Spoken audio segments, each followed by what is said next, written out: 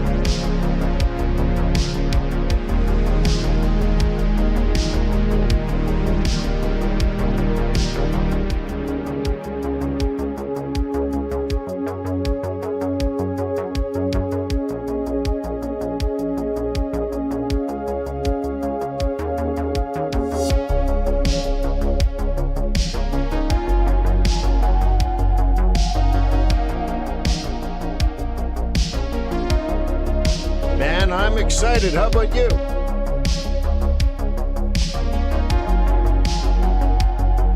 Let me drink my vegetables and then we get going.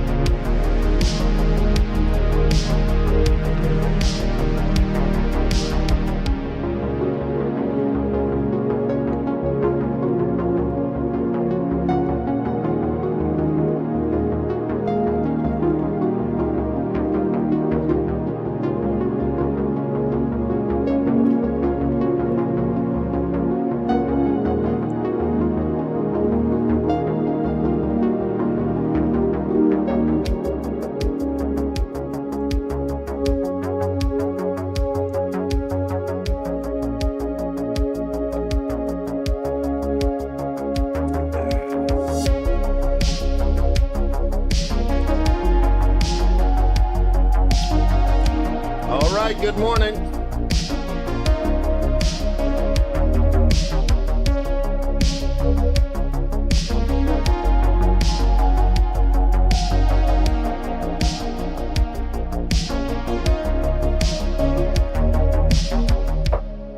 All right, good enough. All right. Hey, welcome to Trade Non-Farm Payrolls Live, month 221. 221 months of trading non-farm payrolls live at FX Street. My name is Wayne McDonell. I will be your guide today. We will cover technical and fundamental analysis. Then the news come out. We'll handle all the vol. And then maybe we'll look at longer term setups. We can look at things like, seasonality, for example. But we can cover whatever you want to do.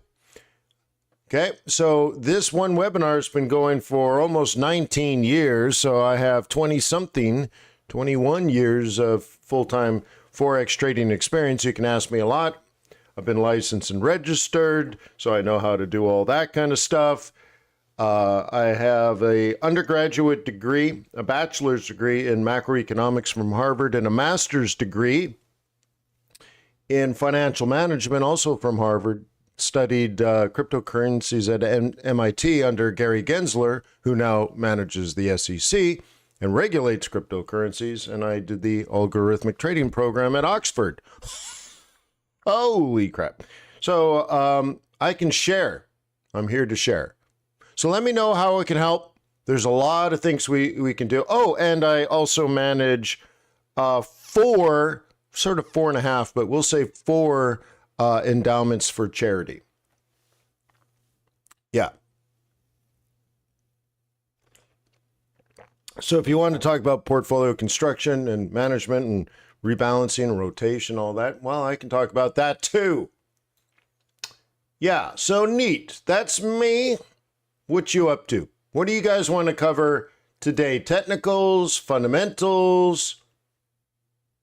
What do you want to talk about before the news? What's on your mind?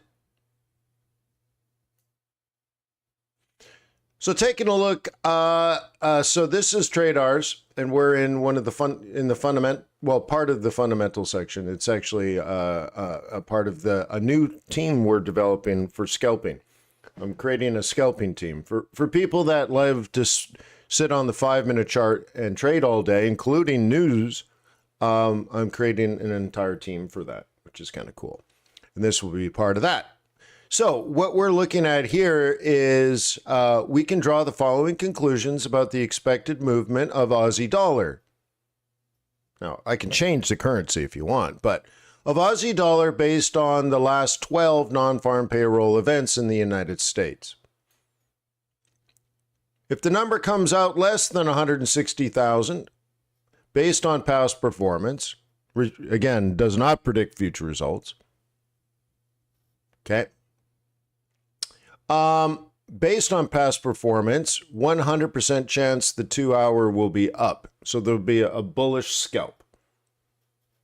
If the actual is greater than 160,000, 88.9% chance, again, based on past performance, the 2-hour trend will be down. So a scalp down. And it's automatically plotted here. And the news will come out in 50 minutes and 47 seconds. Holy smokes, that's good, huh? Yeah, that's neat. It's a neat little tool. So let's do a poll. Okay? Do you think the headline number will be higher or lower? Since I'm not a moderator, I can't pop a poll. I wish FXStreet just made me a moderator. But I don't mean to put moderators out of business, but I could pop polls and stuff like that.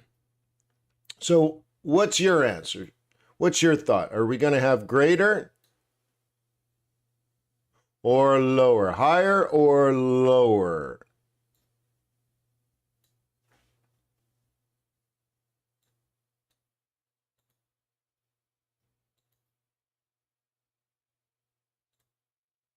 I'm going to move the chat over a little bit. I'm looking, my head's tilted too much.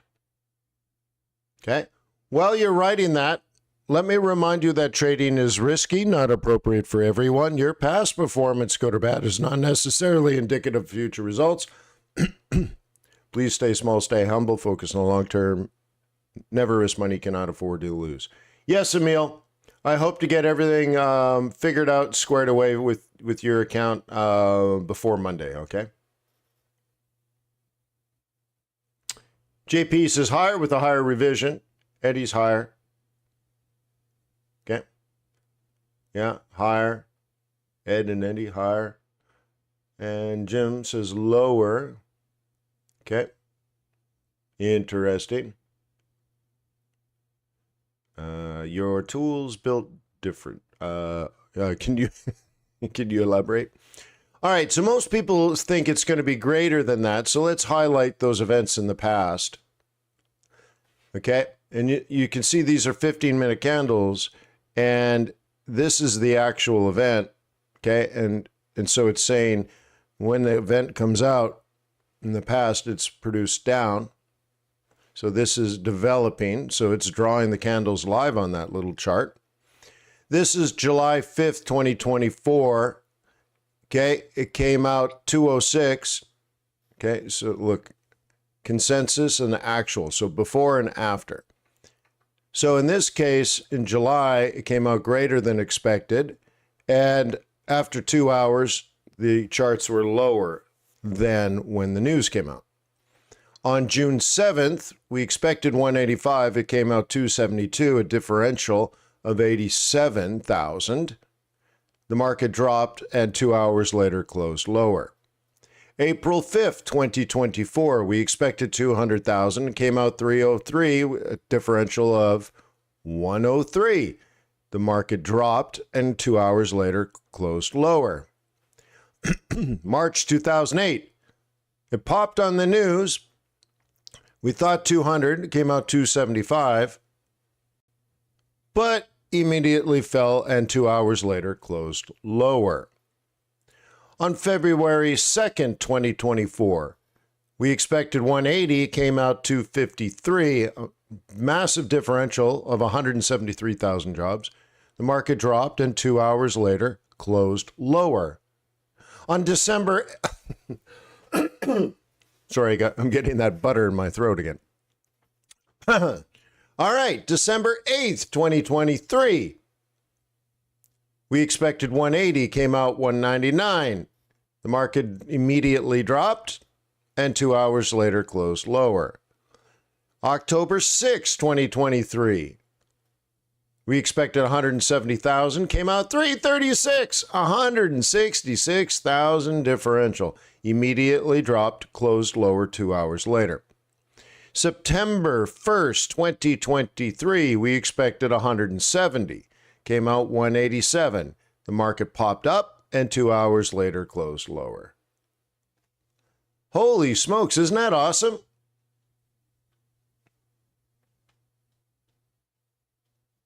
Okay, now that's just for euro dollar. If you're like, I don't want to trade euro dollar, well, we have this analysis. So we've broken it down less than or greater than. Okay, you see? All right. So most people here think greater. Now you could think, lower than expected. Well, we have the data for both.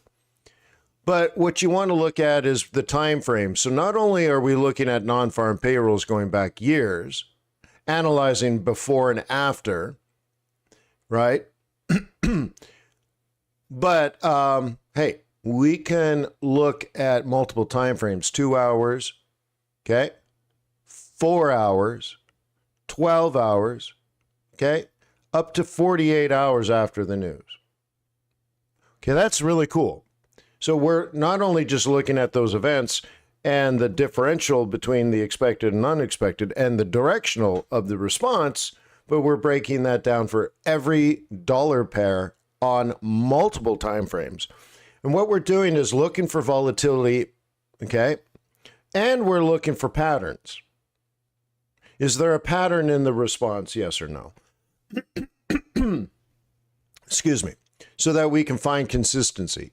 And on some of these time frames or some of these currency pairs, there is no correlation. It's just sort of random.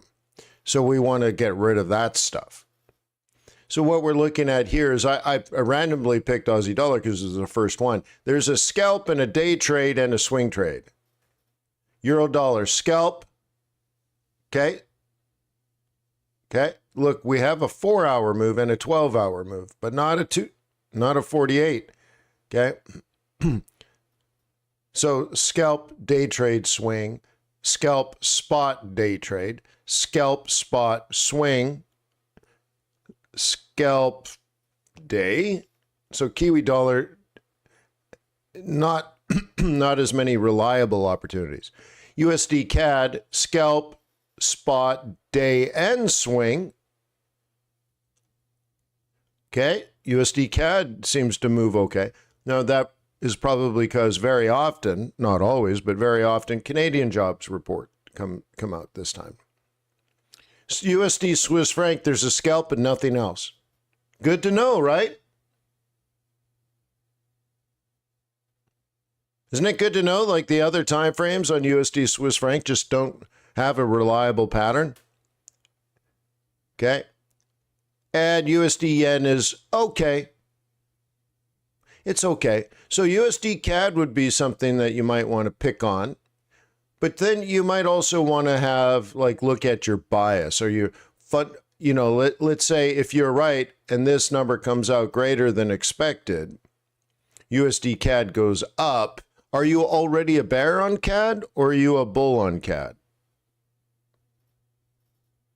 They're cutting interest rates, but maybe saving their economy. you have to make a decision. And that's very fundamental, but you can obviously click on this. And here's our plan for the day if you want to trade USD Kitty Cat. I mean, come on, right? This is a crazy amount of data, years of candlestick data. Going back multiple. So like there's your scalp, but like let's look at the, do you want to see a swing trade? Look at this. Now we're doing USD Kitty Cat. If NFP comes out greater than expected, now we have 2 days worth of swings.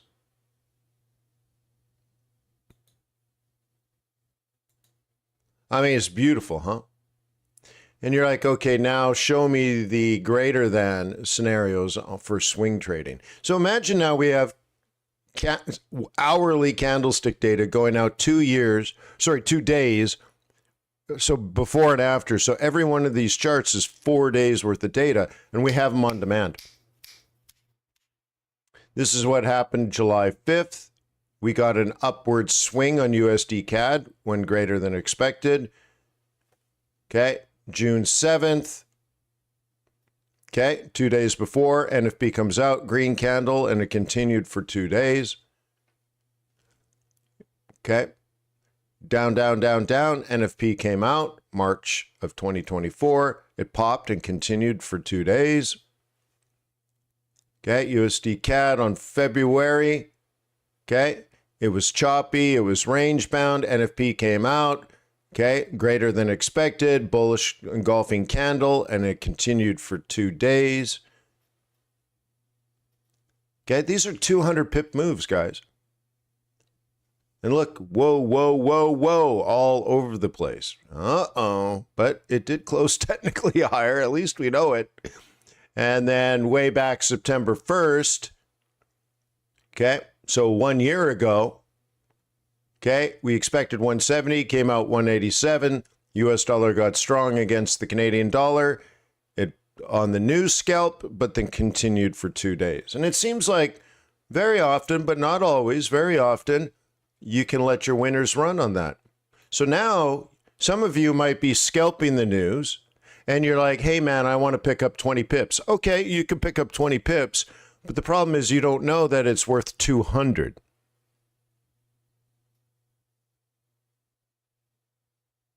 Built to slay, not to play.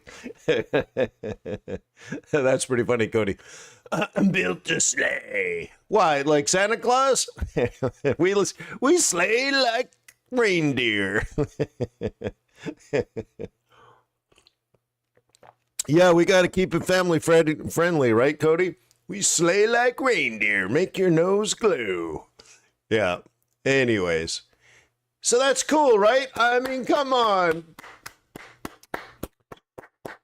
Okay, so tradars is called, right? The tagline is radars for tradars. So this is part of our news radars. We look at the volatility and patterns inside of news events. So when I look at this page, if it's not on this page, it's not worth trading. Because we're looking at the patterns to responses and news and say, is there any volatility? Yes or no?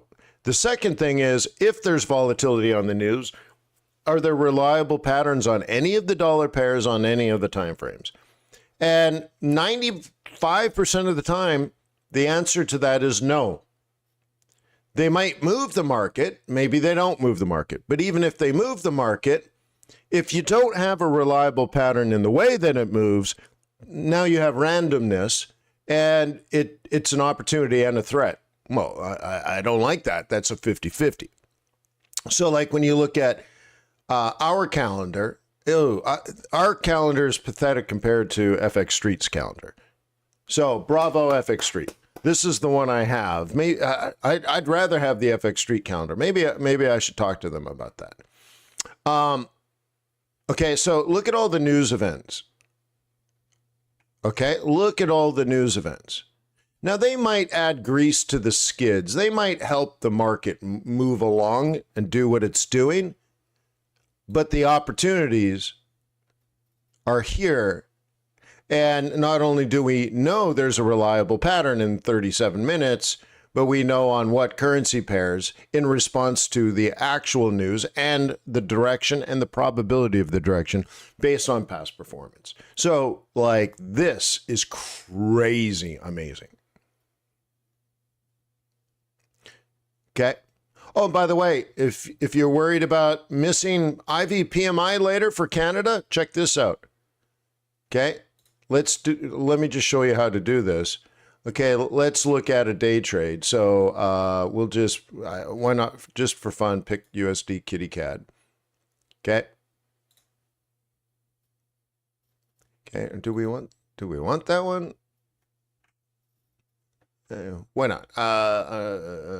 Why not? Okay, we'll just pick it. Okay, fine. All right.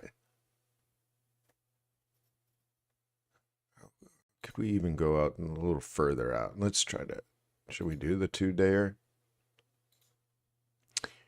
Okay, well, anyways, let's just for fun. Okay, and remember, in this case, the arrow is up. You just want to remember that. Okay, up. Fine, fine, fine, fine, fine, fine. Okay, you ready? Watch this. Put it on your calendar. IV PMI, set an alarm, and check out this.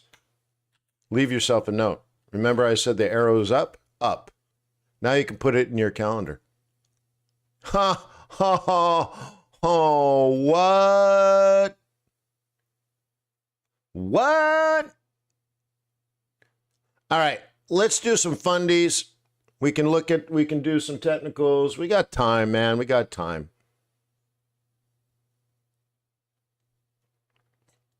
We'll burn through some of the fundamentals as far as market conditions right now. Obviously, most things are going to be landlocked a little bit, locked up, log jammed. So we'll do that quickly, and then we'll go over and do some fundamental analysis of the current economic conditions leading up to NFP. So we want to look at the job sector, right? All right, cool. We'll do that in a little bit.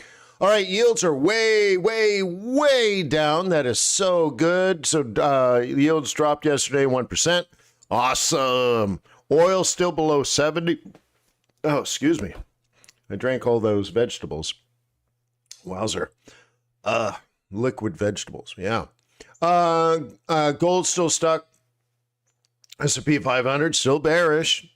Euro dollar still at 111. And Bitcoin, I think it showed it going down yesterday. But statistically, that's not a lot for Bitcoin. And I think it's up a little bit now. So anyway, so it was down. It was up. It's kind of all over the place. Okay, cool. Stock markets around the world, you can see here, stock markets around the world are definitely down. Okay, yeah, they've been falling the last few days, you see. Notice they're all correlated. We call that macroeconomics. Okay, macro. They're all falling. Now, they're all independent stock indices. There's Germany in there. There's the UK. There's the Eurozone. There's Japan. There's the United States. And yet they're all falling. Okay, there's a macro reason for that. Taking a look at the risk gauges, and on the long term, we are bulls. In the short term, the stock markets are coming down. Okay, daily, nothing's happening. This shows you the market is definitely waiting for non-farm payrolls. Weekly, it's a mixed bag. We're switching. We were heavily risk on. Now things have definitely cooled off. Now that's seasonal, and you could have planned for that. Okay. But long-term things are still bullish. So right now we have downward pressure, but potentially a resumption of long-term trend. Now, how do we get to these conclusions? We look at puts versus calls. So we look at the entire option market, which includes over 1 billion options contracts. We look at 10-year treasury yields, long-term treasury yields. We look at the S&P 500, right? The stock market. We look at short-term treasury yields, hot money. We look at the dollar, we look at gold, we look at yen, we look at the VIX, and VIX is volatility. In particular, volatility around how many options are being purchased to hedge cash positions in the S&P 500. These options are not designed to make money, they're designed to hedge. So it's a fear gauge. If you're afraid, you hedge. If you're not afraid, you don't waste your money because hedging is expensive. Okay? And week over week, hedging went up 33%. Yeah, dude, that's bad. There's fear in the market. So we're looking at all of these individual constituencies, analyzing them over time, and then correlating them into a bias. And right now, hold your horses, but maybe next week or the week after, we resume our up. So great. All of this being quantitative. Isn't that nice? Oh my God, it's so nice.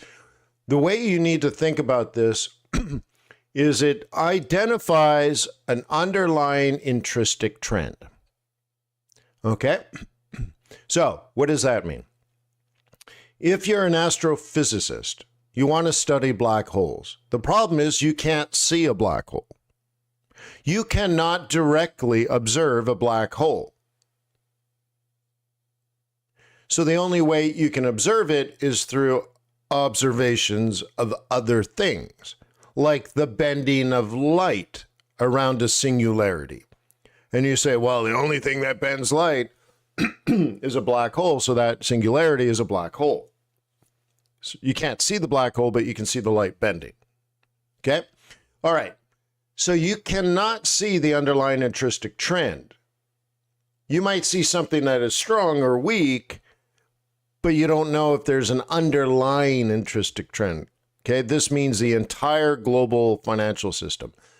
And when you do see that on multiple time frames, you should have the confidence to let your winners run. And when you don't observe that, then what you're seeing is relative strength. Or you don't know, like, for example, is something bullish because people are getting out of bearish moves? Well, we can figure that out too as well. Okay, so right now, the long-term underlying intrinsic trend is the entire market is still bullish on all global assets based on a macro point of view. But not right now, not this week. So that's very helpful. Otherwise, you wouldn't be able to see it. We'll quickly look at the scatter plot. The first thing that I observe in the scatter plot is it kind of looks like a circle, more or less. Okay.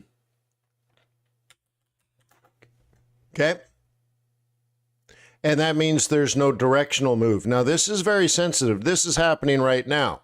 Like right now, this is what the market looks like.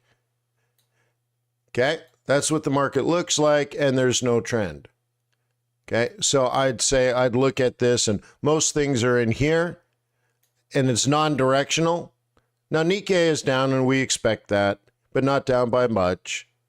And some of these things are up, but some of the things are also out of position. So there's no direction. So once again, I'd look at this and say, right now is not a good time to be trading. Maybe that'll change throughout the day. Well, check that out because it changes throughout the day. When looking at hot money, the direction of the yield is bullish. So yields are falling in the United States. That is good. Money is getting cheaper.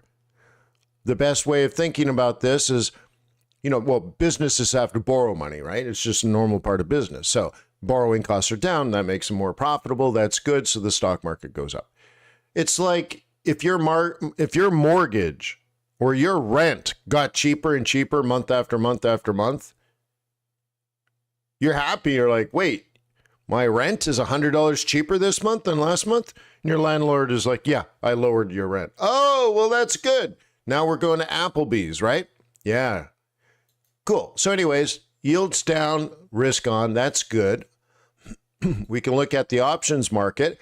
This is what we expected yesterday. We were basically neutral yesterday But we expected that turn to be going back to bullish because this is a 30-day outlook, essentially.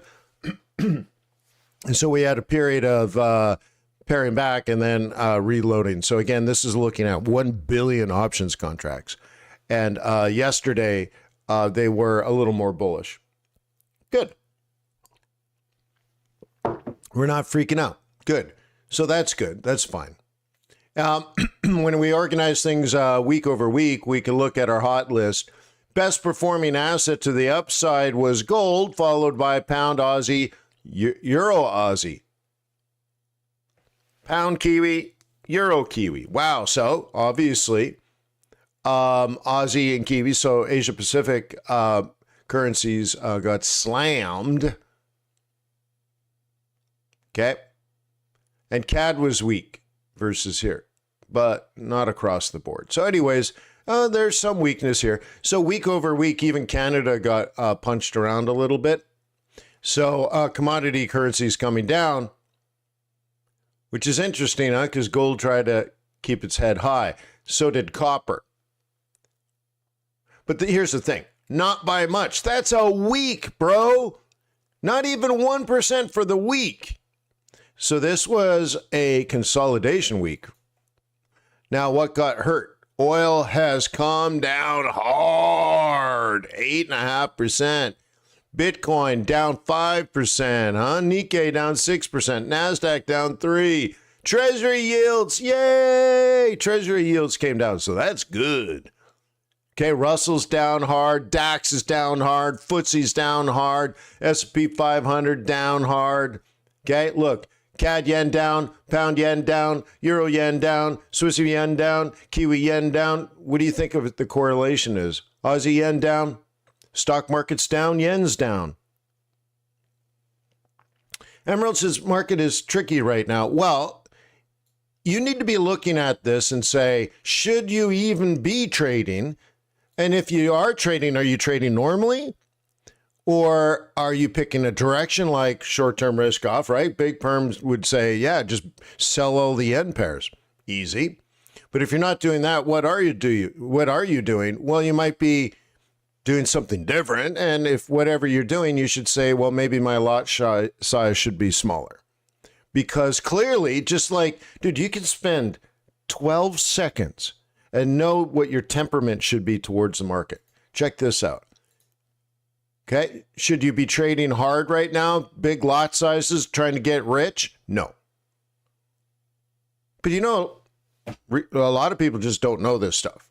And they're not analyzing all these different markets. Okay, they're not correlating the 2-year yield with gold and volatility and put call ratios. They're just not doing anything, right? So they're trading blind. Okay. So you should be able to look at this and say, well, all right, on the short run, I could scalpy risk off, but I'll use smaller lot sizes and smaller time frames. And then maybe by the end of the month, I'll start reaccumulating. Maybe I'll start buying the stock market after it's down 10%. Okay, that kind of stuff. And we have all kinds of things. One of the things you might want to look at, this plots interest rates into the future. Like, for example, there's a big debate now about what the Bank of Japan's going to do. Well, I'll tell you right now, they're going to raise interest rates to 0.4 in the first quarter of next year. There's no debate. When you see somebody on TV debating what the Bank of Japan is doing, or when you see the yens freak out because there was a little piece of news about what the Bank of Japan has confirmed to the government, like this happened last week. The Bank of Japan has confirmed to the government that they still intend to raise interest rates. Oh my God, and the yen gets strong. Dude, I have it plotted out on a chart. How could you possibly be surprised? Or how could you possibly go on TV and talk about the great debate about what the Bank of Japan's going to do? We have it plotted out. And do you know where we get this information? From the Bank of Japan. Okay. Joshua says, I was told recently to sell everything since it's all crashing. You need new friends, Joshua. Whoever told you that, fire them. And I'm not even joking. You don't need people like that in your life. That's insane. Okay. Anyways, great. So we have it all plotted out. You should know these things. You should also pay attention to, like, this gets updated later today after the close. You should know the positioning of all institutional investors and the change in positioning through the cash flow, week over week cash flow, where the money is going. Okay. So there's the direction. Week over week, there's the direction. Okay, and you can go bullish or bearish, change in positioning week over week. But what you also want to look at is the stock. Okay, so there's still a lot of gold in the vaults of hedge funds. To say it differently, they're just long gold futures, right? And so on and so forth. These are long-term positions, and this is short-term cash flow. Okay, stock versus flow. Okay. So this is accounting, this is finance. All right. So anyways, what I want to get to is the fundamentals. So we'll get to we can come back to this in a bit, but let's because I don't think the Fed, or let's say it this way, the Fed has told us that they don't really care about inflation anymore, and inflation is going to be part of this kind of data. What they're most interested now is just the employment side of their dual mandate. So let's take a look. So earlier this week, we had JOLTS, and JOLTS had a massive drop, which I have plotted here. So we expected it to be here, and it came out there. Okay.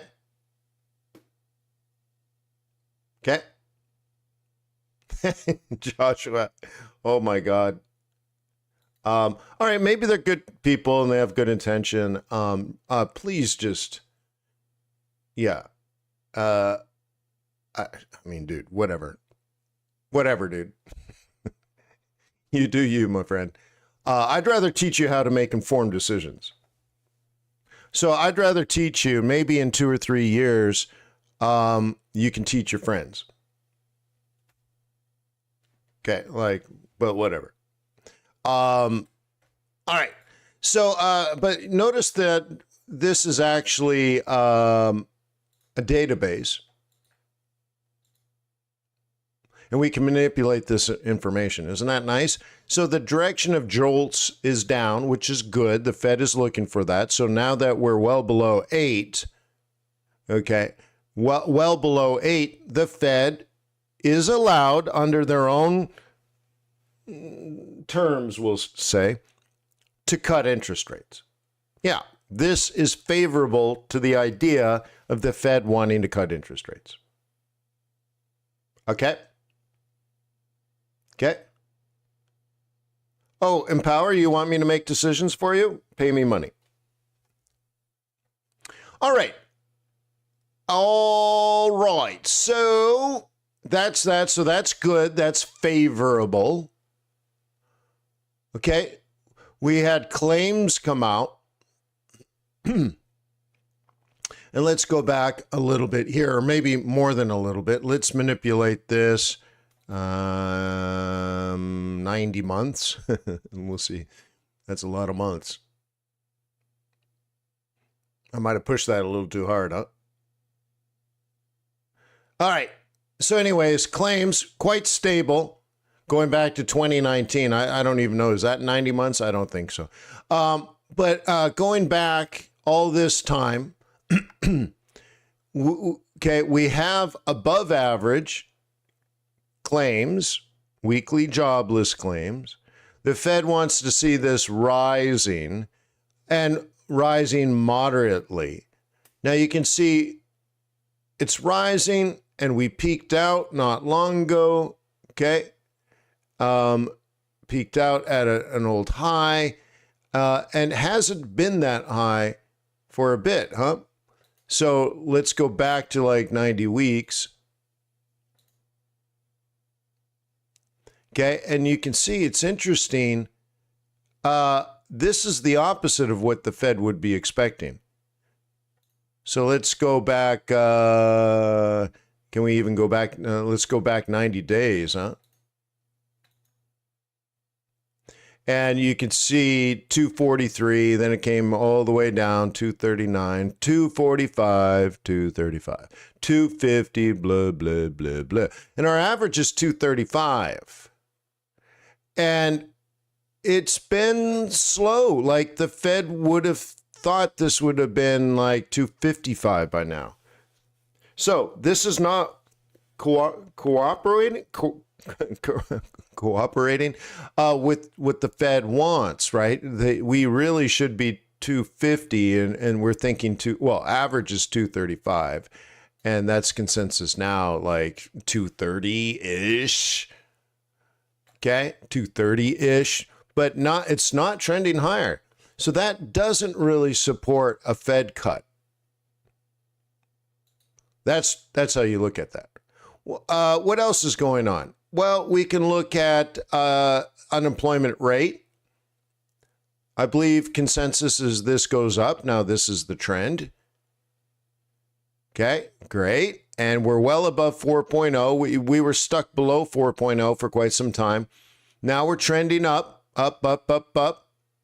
So you could do like a 3-month average.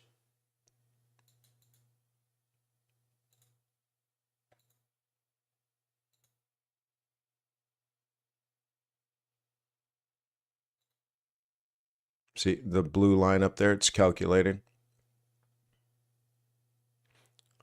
I was looking at like maybe a 3-month average. You could have like a 6-month average. Very often that's what analysts are doing.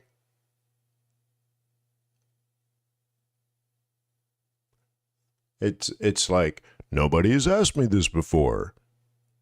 Maybe it doesn't like the short time data. Huh. Come on, Google Cloud. Let's switch it to 6 months and maybe it'll do that. Come on now. There we go. There's a 6-month average, 4.0.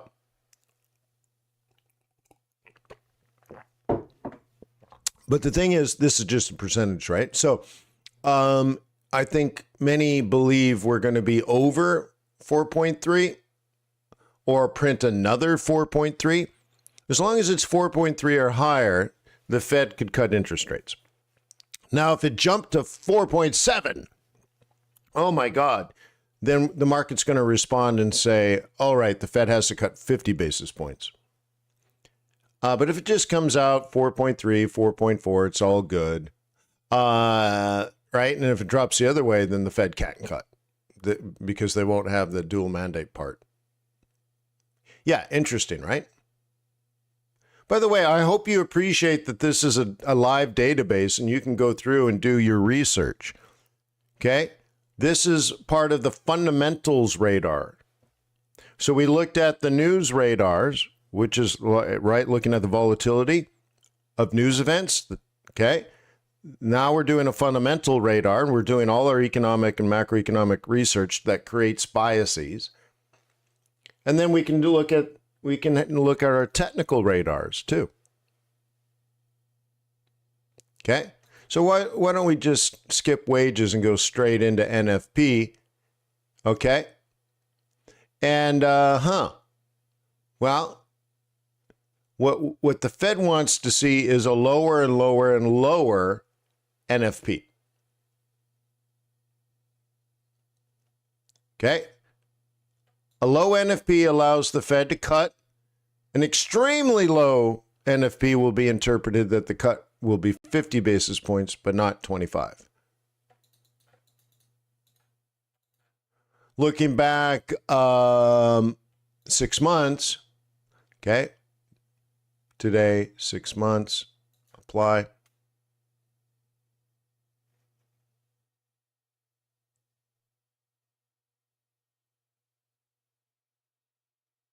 Okay. David, the YouTube delay would be like 30 seconds, depending on how FXStreet has their setup.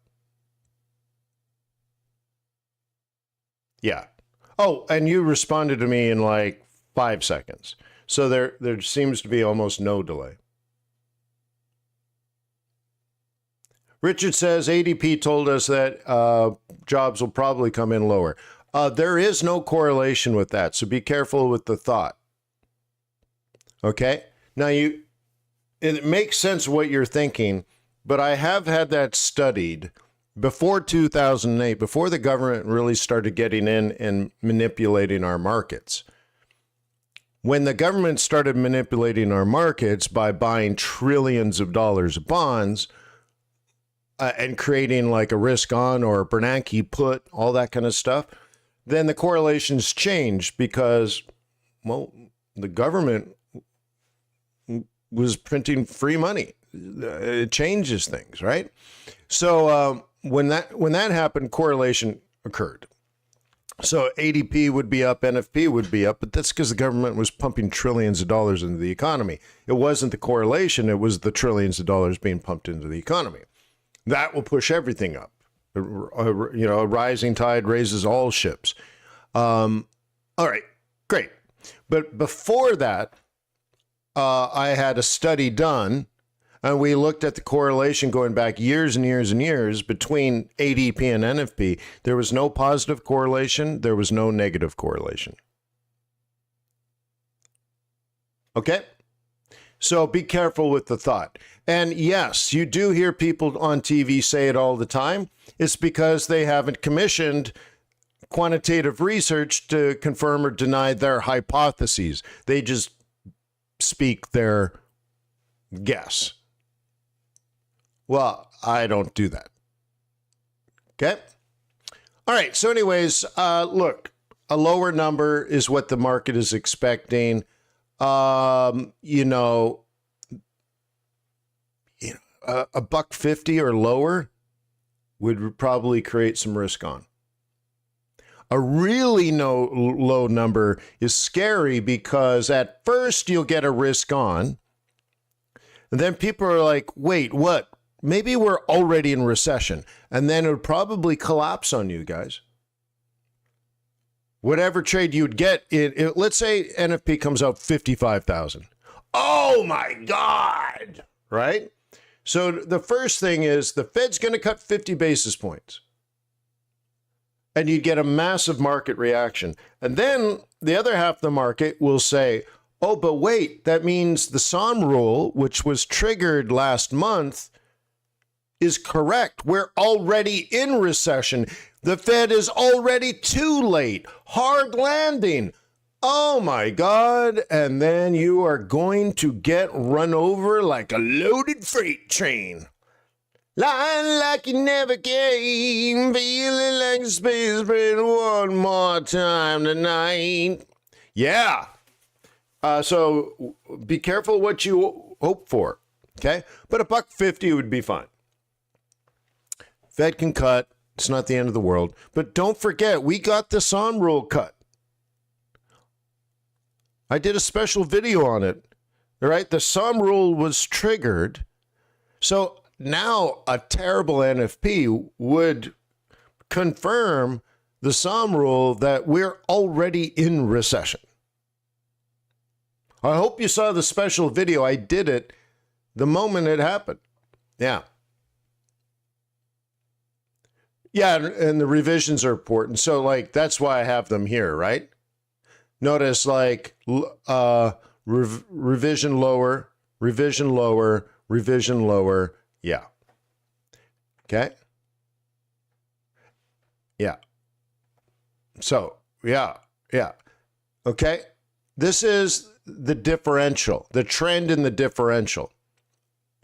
Okay.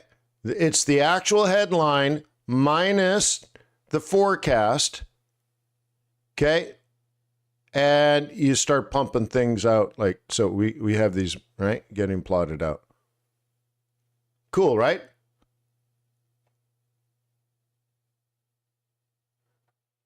Okay. Ed, how could I comment if I haven't read the report? Okay. And by the way, please, guys, don't use language like crash. It doesn't sound well thought out and researched. Even, I mean, be careful with the language. I'll tell you, the Fed didn't say huge crash. No, they give you something I can analyze and, agree or disagree with. All right. Just kind of looking at things before we get going. I mentioned before that TradeR's fundamentals helps you create your fundamental bias. Here are the just a few things you should be bullish on when you look at commitment of traders report, retail sentiment, seasonality, technical trends, GDP, inflation, labor market, interest rate differential, and a bunch of other things. Okay? When you compare all of that between New Zealand and the United States, Great Britain and Australia, Europe and the US, we create these scores. Most things right now have been we're bullish or now bearish, or we're bearish or now neutral. Everything's moving to neutral. Okay? Everything's moving to neutral. How come I can't click that? How come page is slow or something? There we go. Here are the things you should be bearish on based on the quantitative analysis of macroeconomic data. But look at, there's a lot of COT neutral. One of the things you might want to look at seasonality. Do you guys know what seasonality is? These assets on the left, okay, usually go up this month. Moderately.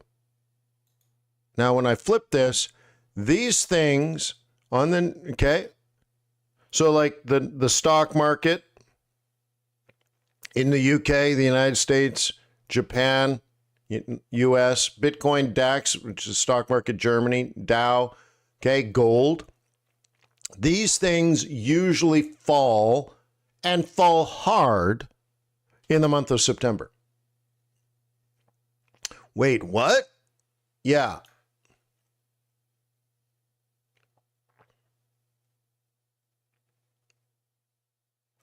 Okay. Look at this, guys. So gold is technically bullish, but usually is not. So you face a headwind. Okay. It's usually not. That's one thing pushing it down. See right here, seasonality. It's usually a very bad month for gold. So if you're a bull and you're wondering why it's moving sideways, that could be part of it. What do you think? Yeah, makes sense, right? What about Bitcoin?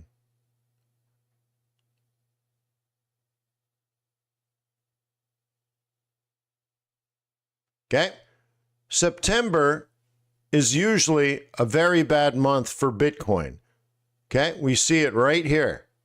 Now, we're also looking at the technical trend and, the economy in the United States and all that kind of stuff. And we're adding those up. Over here, you can see retail positioning is 84% bullish on Bitcoin, but institutional investors are 50-50, and there's no new money going in it.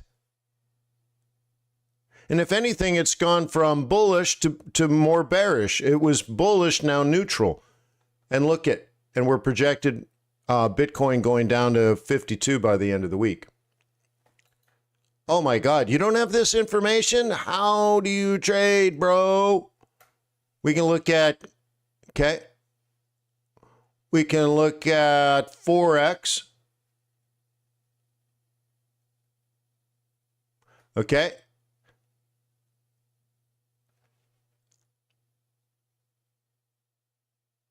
And check this out. Seasonality, slightly bearish for euro dollar in the month of September. But it gets better in the future. Oh, it gets better in the future. But right now, September is mediocrity. So it is slightly bullish on the technical trend. Okay. But it's fallen just since yesterday. Okay. All that kind of stuff. And yeah, it's slightly bullish. Now you can change the symbol, of course, and we can pull up like a yen pair. How about, should we do Kiwi or pound yen? Let's do Kiwi yen.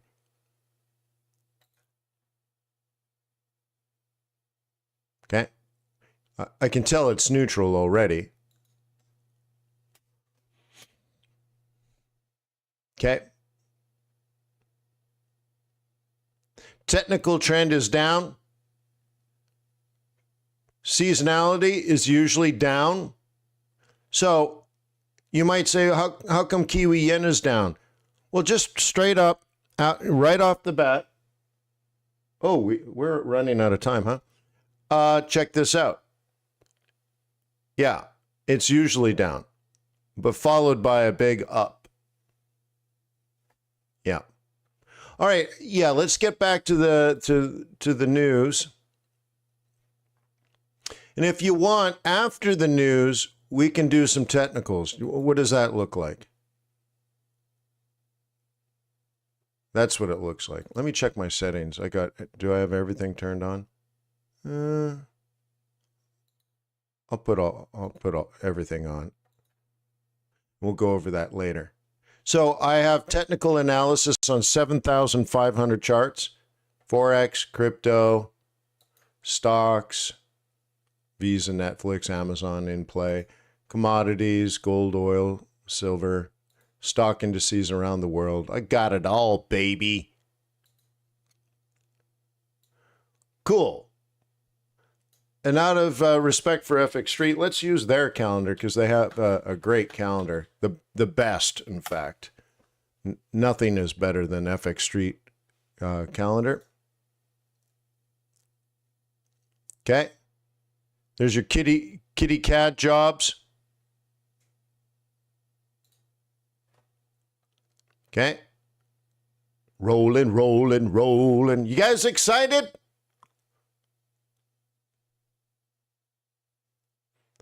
Yeah, what a great day. Thank you, FX Street, for hosting this webinar for the 221st month. Bravo, bravissimo. Muchas gracias, FX Street. Muy bien. All right, here we go. Rolling, rolling, rolling. Do you remember the CAD trade? Is it gone? All right. Taking a look at it. $1.42. It's all right. That's fine.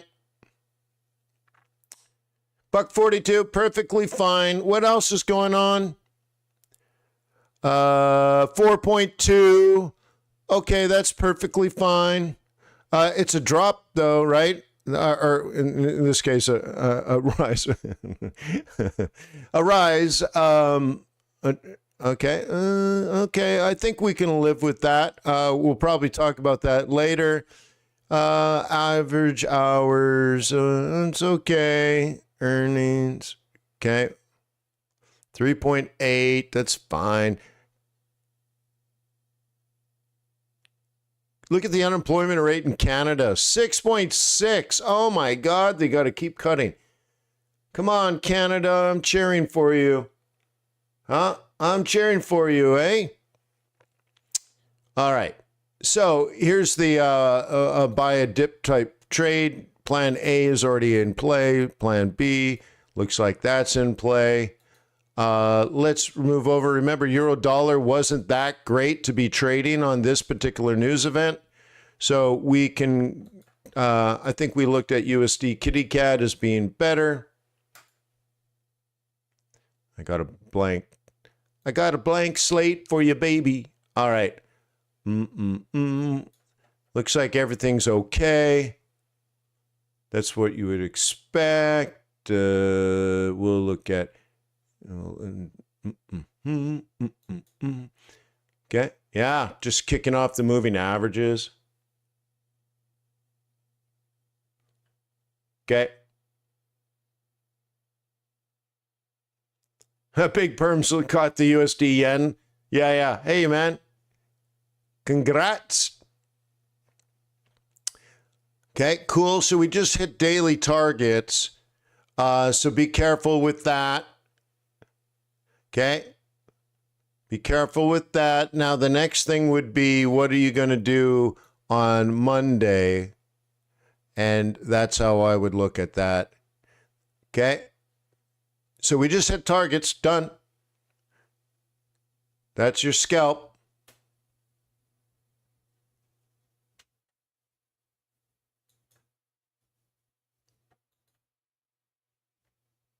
Okay, that's your scalp, bro.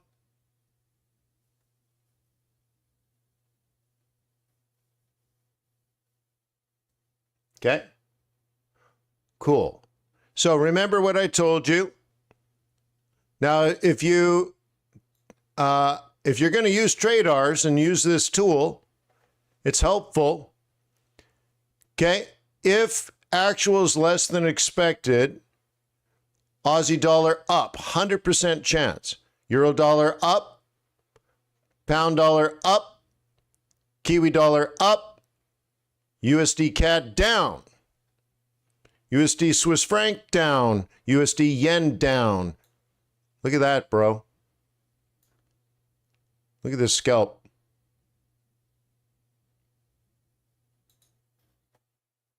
Okay, 66.7. Okay, and check that out. Okay. Loaded like a freight train. Okay, so we caught it. 100% correct across the board. Okay. Cool, right? 100% correct. All this stuff happened. Don't forget the timing, though, because like when we look at euro dollar, there's a scalp and a day trade. Okay, that's all right. Okay, a scalp, a spot, and a day trade. So yeah. So what could last is the directional part. Remember? So we have our up, we have our down. Okay, and then maybe an up again. That's how I would think about it. So that's a swing trade, right? At minimum, a day trade. Euro dollar, 4 hour, 12 hour. So there is no swing. There's only a day trade. All right, so let's look at that. And yeah. Okay. Yeah. It has in the past provided a bit of a day trade to it. So if you see here, it's kind of hard to see a spike, a pullback, and then a let it run a little bit. So this does not disagree with that. The other thing about this is TradeRs is dynamic, right? All the technology is dynamic. So like when you go to non-farm payrolls now, like we go to here, 6 minutes ago, 7 symbols affected. You open it up. If actual is less than, but notice there's no greater than anymore. All the other data has been removed. Isn't that cool?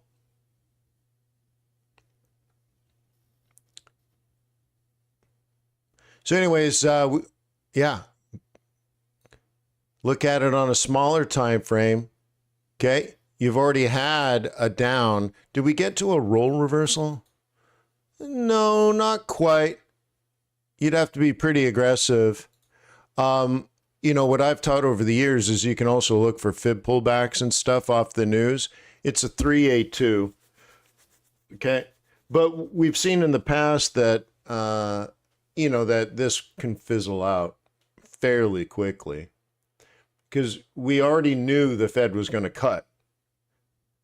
And most people did not think the Fed was going to cut 50 basis points. Some people talk about it, but it doesn't make any sense. Just because somebody's talking about it doesn't mean they make any sense. And so now it's just confirmed, like, yeah, everything's okay. Still no hard landing. The Fed is still going to cut. It's a process of normalization. Most things are okay, but unemployment didn't go up. It went down, but the headline number was acceptable. It wasn't dramatically off one way or the other. It wasn't a disaster that said hard landing. Okay, but it wasn't high that prevented the Fed from cutting. So it's just more like, yeah.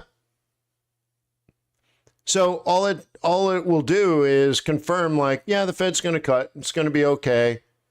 Not the end of the world. So my point here is we already know all of this.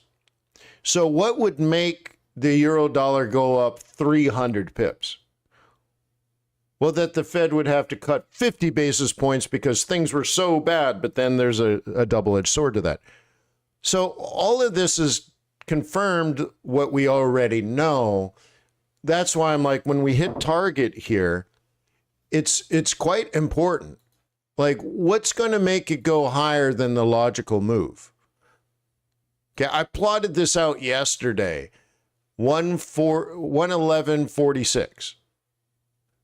Between 111.37 and 111.46 is today's projected high. So we just hit it and it stopped. So what would make it go a lot higher than that? Well, something unusual would have to have happened. Was today unusual? No, not really. Okay, but what we do know is there's potential based on past performance for a continuation up, right? Because we've seen this here, here, and here. But also when we go to the fundamental side,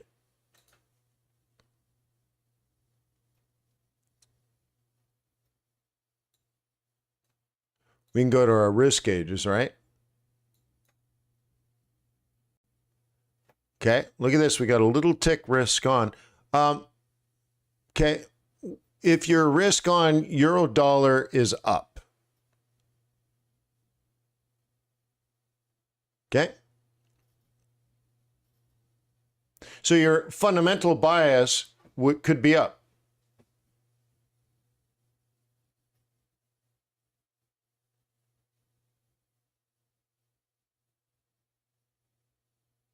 Come on, it's loading. It's loading here. We have it down here as well. If you're risk on, so long term, you're bullish these things and bearish those things. There it is. So euro bullish, dollar bearish, aka euro dollar up. A slight tick from 0 to 1. We're already at a 4. That could set you up for a buy a dip scenario. So the scalp is long and gone. And the next one could be, what do you do on Monday? That's the next question. And that's what this is about. We call that trade planning, based on fundamentals and technicals. Okay? But then we can prioritize, and we can get this from the dashboard. What are the best things to be bullish on? Euro, Aussie, pound, Aussie as examples. Why? Not only are they trending up based on seasonality, they're supposed to be trending up. Pound Aussie, Euro Aussie. And by the way, the seasonality is based on, okay, 20-year averages and 5-year averages. Yeah. So you go to, what was it, pound Aussie? Is one thing you should consider. Yeah. Yeah. September, okay, September down to up. Okay, cool. Then you can look at it over here and say Euro Aussie. Okay, statistical analysis of price time data. Did it not do it? It didn't do it. Come on, man. Euro. Yeah, it did. Just didn't get it out of the way. Do it again. There we go. There we go. Sorry. Statistical analysis of the price time data. Okay, it's not looking at a pattern. This is just statistics. Y equals MX plus B. Okay, and it's okay. Yeah, it's like Okay, well, what about peg dog? Pound Aussie was the other one, wasn't it? Okay, better. Okay, so we might want to look at pound Aussie. Okay, it's above the 20-day moving average. Okay, it's riding the 21. And it's making a series of higher highs, higher lows. And when you analyze the price time data, we can do linear projections that give us a base case of this rising over the next 7 trading days. Best case scenario, 197.5. So once again, this gives us some permission. So you can say, okay, well, let's go see. Maybe there's an opportunity today on the thing that is most fundamentally bullish. And, oh, I already did this. Okay, I've already done it. Okay, I've already done it. Whoa, bro. So look, fundamentally, I already went through, and you can see these trend lines here. Okay, and maybe I'll make them a little bigger here. Okay, we've already identified this, and we're looking for an apex play. It can come down one more time, like if I continue this out. It definitely can come down one more time and then break out. But, you know, we got all kinds of news going on, and maybe this is fine. Fundamentally, this makes sense. So you start with the fundamentals. I would never look at pound Aussie. I'm a macro player, but I understand we don't have a macro trend. I looked at the risk gauges. There's no underlying intrinsic trend.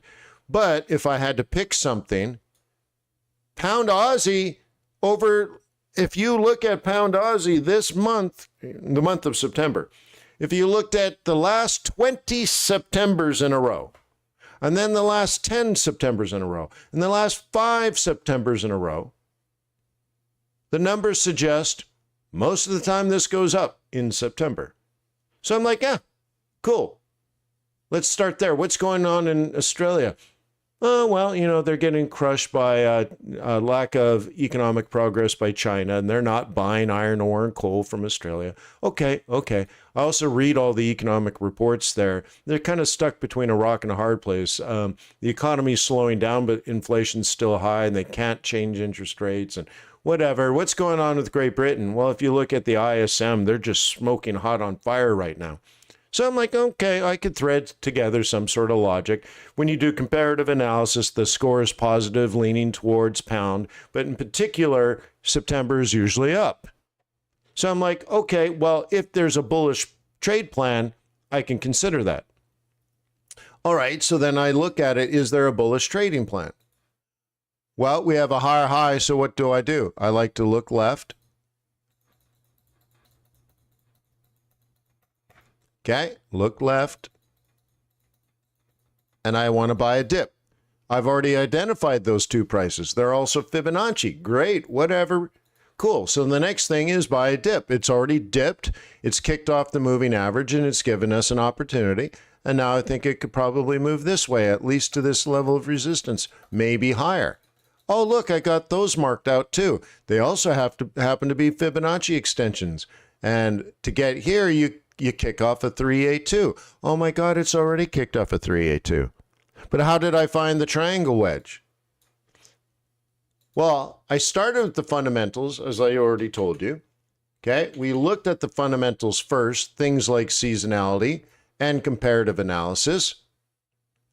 Right, so again, comparative analysis.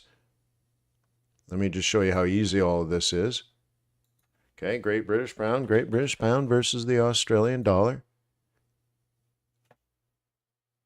Look, there it is. There's the chart we just looked at. There's the seasonality. Okay, GDP between the two, CPI between the two, employment between the two. right? The change in unemployment and the unemployment rate, the differential between short-term treasury yields between the two, institutional positioning between the two, retail positioning between the two. We get a score of +5. So, I mean, all of this is just logical, right? So then you're like, okay, before I get there, before I just jump to a chart and start buying, you can jump to the chart and start looking for patterns. But you already have something that does patterns. And so here you are, you're a 5, you're a bull, you're interested in buying when the market is bullish, okay? When the charts are bullish on pound Aussie, that's when you want to get involved. Just because this is showing you economically this should be bullish doesn't mean it is bullish, doesn't mean the opportunity actually exists. So, hey, why don't we have the machine do the work? Okay, don't even waste your time. Okay, so you kill everything on Forex except pound Aussie. Cool. And now it's going to find if there are any reliable patterns on pound Aussie. And oh my God, there's the pattern. Okay.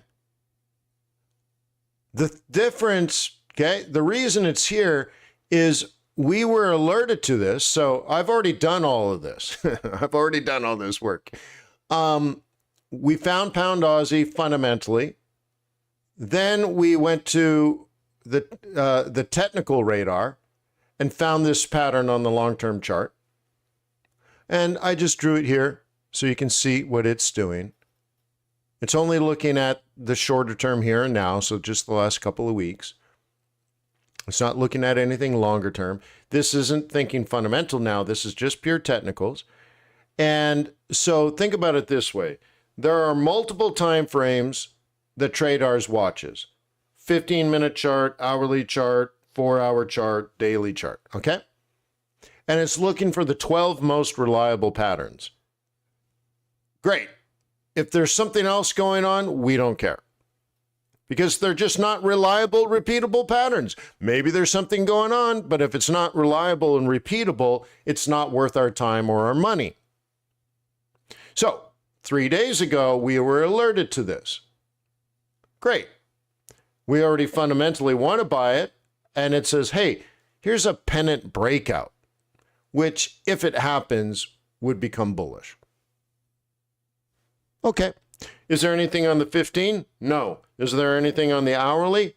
No. Is there, right? Is there anything on the 4-hour? No. So just on the daily chart. Yeah, that's right. That's it. The rest is just noise and consolidation. Oh, good to know. Think about it. We see one pattern on one time frame, one of 12 patterns on one time frame. And none of the other time frames have a reliable, repeatable pattern. That's just as valuable. So we have now a swing trade that, if the pennant comes to fruition, should get us from 94 up to 98 and change. So we're talking about somewhere between 400 and 500 pips. Nice. Cool. Seems good enough for the girls I go with. So this has all been plotted out methodically. This is just one pair we picked out, guys.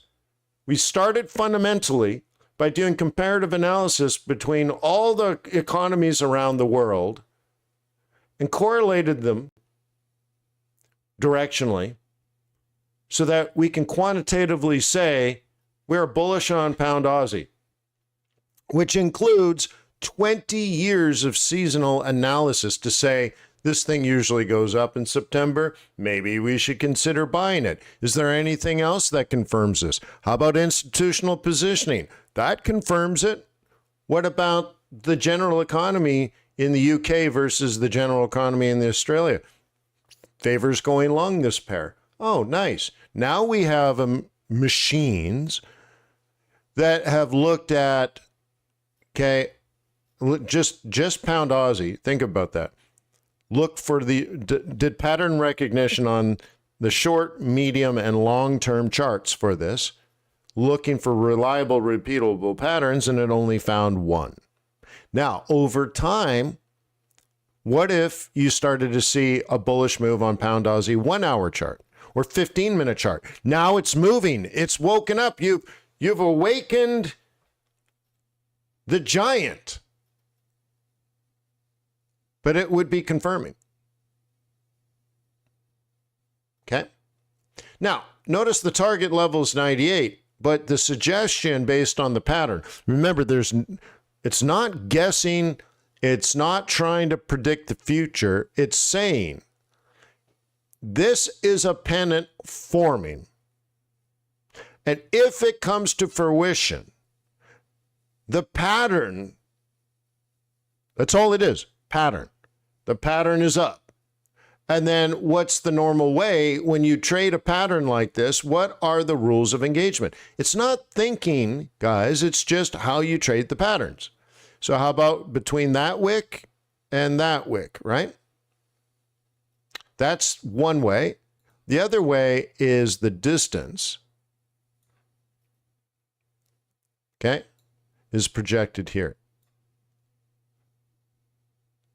The size of the pennant predicts the target. I would do it this way and that way, and that's exactly what it's doing. That's just how you trade a pennant. The thing is, it's doing the work for you. The analysis, you don't have to draw it on your chart anymore. I drew it so you can see it. So if this breaks out and continues, that would be the logical conclusion. Okay, this can go up to 202. Dude, 202. I already have it here, bro. Oh my God. So look, we're at 195. This started at 195. To get to 2 is 500 pips. To get to 202, 700 pips. Oh, you missed this. Or you're like, dude, 700 pips is ridiculous. Well, maybe these trades are better. They're worth more because they're more methodically thought out and with better data going back 20 years. Can you let your winners run? Not if you don't have the data.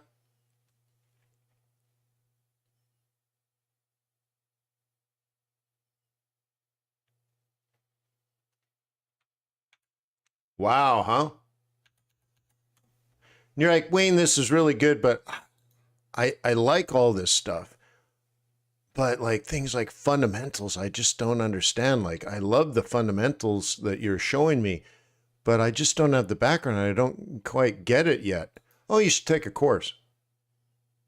Central banking fundamentals, yeah, that might be good for you. Macroeconomic principles, yeah, let's take a course. Cool. Okay. Cool. Gross domestic product. Cool. Being a social science, none of it's perfect, but it attempts to provide valuable information. And maybe the government, for example, could use this as a TV or a new car, right? Has something to do with hockey. I don't put them in the form. Yes, sir. It's good. Okay, it was sold at one point, and then it was flipped, right? Okay, this is good, right? All right. I have now been invited to the St. Louis Fed. I was there in the summer, but I've been invited back to the St. Louis Fed in November, and I will be presenting. They've asked me to present a lecture. Yeah, on GDP. And the audience, I don't know the size, but let's say hundreds of university professors that teach economics. And my role there is to teach university professors of economics how to teach, in particular, GDP better. I'm teaching teachers with PhDs and master's degrees and decades of university level professorship, tenured professors. And the Fed asked me to come in and teach the teachers. And I accepted.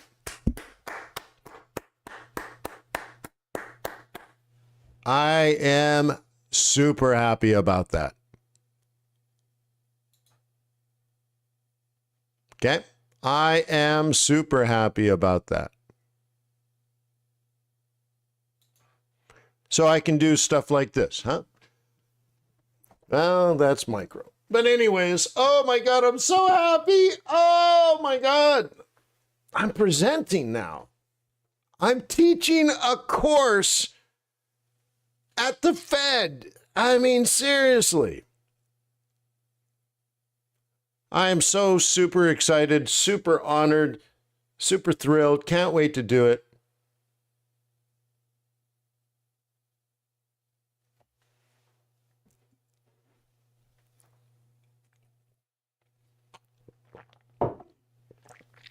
Yeah. Ooh la la. Oh my. Oh hell yeah.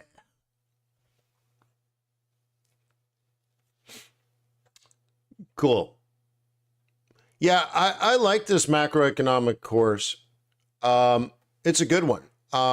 There's some pretty cool stuff here. So like this is the actual lecture. And let me kind of show you this. They do count toward GDP. Up so we can have okay, inflation it's chipped into, right? Rich. And they're like, and part of this too, Because I think there's something in right. here. So we need to look at that a little bit. So we go back to Freddie Boy. Hang on. Hasn't the size of the I think I make a point here, and I want to make a point of that point, but okay, yes. Okay, you see this? So my presentation will be connecting things like happiness, human dignity, and self-worth with GDP. Hey, Jen. Okay. I'm going to try to teach university professors to make a human connection between economics and their students.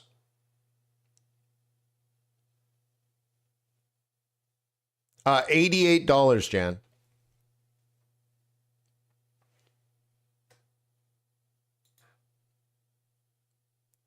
A year. I'm basically giving it away. I do plan on raising the price to $200 soon. Like within the next month. The price is going to go from 88 to $199 per year. Yeah. And Investor Bootcamp is the vehicle for that. And what will happen is that I'm rebranding this website into Netflix for investors. And I'm pretty sure I'm going to raise the price to $200.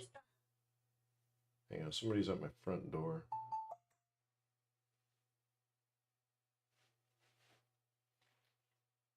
Who disturbs my webinar?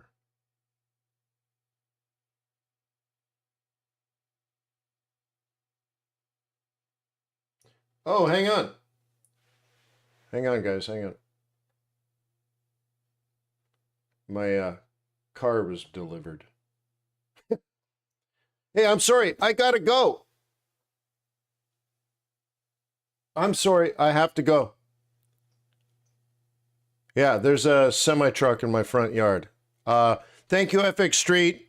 I apologize for leaving early. Thank you, everybody. I apologize for leaving early. I gotta go. There's literally a semi-truck in my front yard. Sorry.